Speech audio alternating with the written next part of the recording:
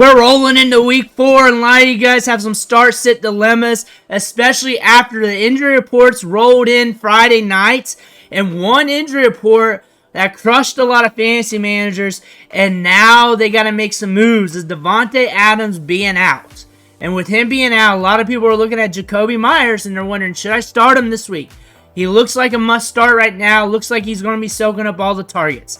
Today, with this unique video, we're going to look at the advanced data to see whether or not you need them this week, maybe in the future going forward. But before we do, you need to click that subscribe button right now, because we're doing these deep dives on these players every single day, as many players as possible, so you can get the advanced metrics you need to make those sound decisions. Click that button. Stop missing out. But Davante Adams is out. Ruled out for week 4. He ain't suiting up. Jakobi Meyers stepping up. Probably going to get more workload. That is what's going to be projected.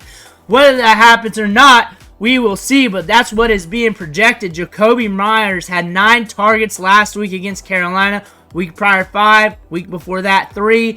He's been getting workload here with the Raiders, especially last season. And right now, when we're looking at the targets, Davante Adams leads the team with 27. Those are going to be zapped this week. They got to go to somebody else. Brock Bowers is in line for a huge workload. 21 targets in his first 3 games with the Raiders. On top of that, Michael Myers is going to be out as well. So Jakobi Meyers, Brock Bowers next in line. We're also going to talk about Tre Tucker in this video. I did not say that in the beginning, but I figured I'd give you a surprise. Jakobi Meyers here, up and down last year, but can give you wide receiver 1 weeks. Had a lot of games where he saw a lot of targets last year. That's what we saw with the Raiders, averaged 13.5 PPR points per game. So looking at where he's trending at here and looking at what he did previously last year, there's a case for some optimism. There's a case for some optimism. And Jakobi Meyers on the season, 17 targets and 15.9% target share. He's running in on almost 90% of the routes, running 38 to 40 routes per game. And on top of that, we got an 8 out of 9.6, which is okay. We're seeing about 54 air yards a game. But all that should elevate a little bit because Davante Adams is out. So some of these targets has to go to him. And when you're looking at targets and projecting that out, you're probably guessing at least 5 goes his way in this matchup, so we got to see if that hits. But Tre Tucker is a guy a lot of you guys are looking at. 9 targets last week.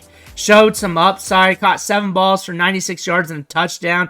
He has speed to burn. He's going to get some work as well, and a lot of you guys are looking to pick him up, and you might be picking him up. You might be looking at him, especially if you're in a deeper league or if you're hurting at wide receiver. He will get some volume in this matchup, but he's also a little bit of a gamble. But it's a gamble that might be nice to pay off for you. But we got the Browns. We got the Browns. 36.5 over-under is not projected to be the high-scoring game. Raiders are in weird game scripts. The Browns are in weird game scripts. Something's got to give up in this matchup here. And we're looking at the Browns and what they do in defense to wide receivers. Brandon Cooks scored 14.5 PPR fantasy points. They held Lamb a little bit in check, but that was a weird game script. Remember, Dallas got up early on Deshaun Watson. And Deshaun Watson was very bad in that game. So it's really hard to say, like, the game script got pushed enough for the wide receivers to really buoy their production. But he did score 13.6 PPR fantasy points. 11.4 by Brian Thomas Jr. in week 2.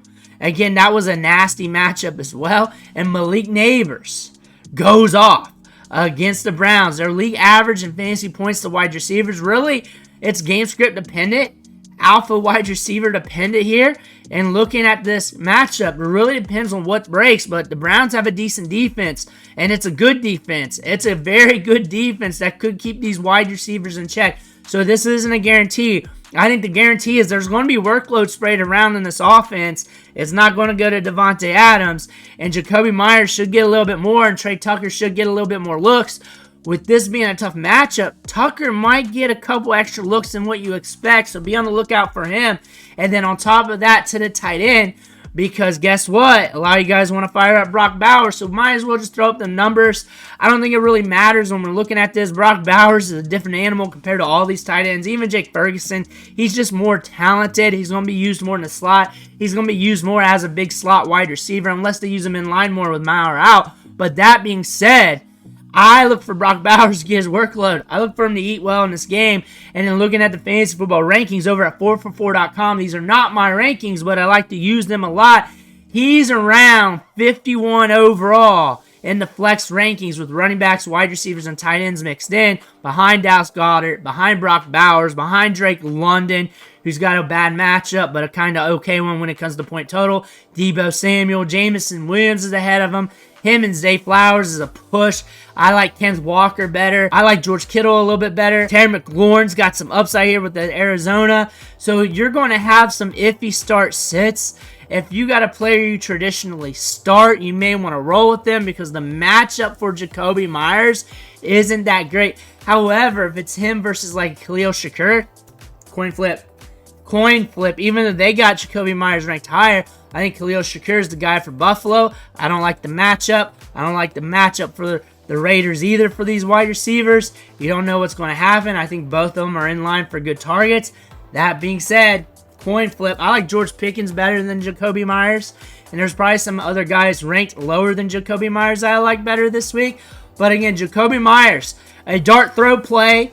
That's probably good for about 5 targets or so in this matchup. You don't need him. You're good at wide receiver. Don't bother picking him up. You might want to stash just in case Davante Adams is out for some time because he can rack up target share. He can rack up some air yards in his offense. Same thing with Trey Tucker if you're in a deeper league or if you need the spot at wide receiver.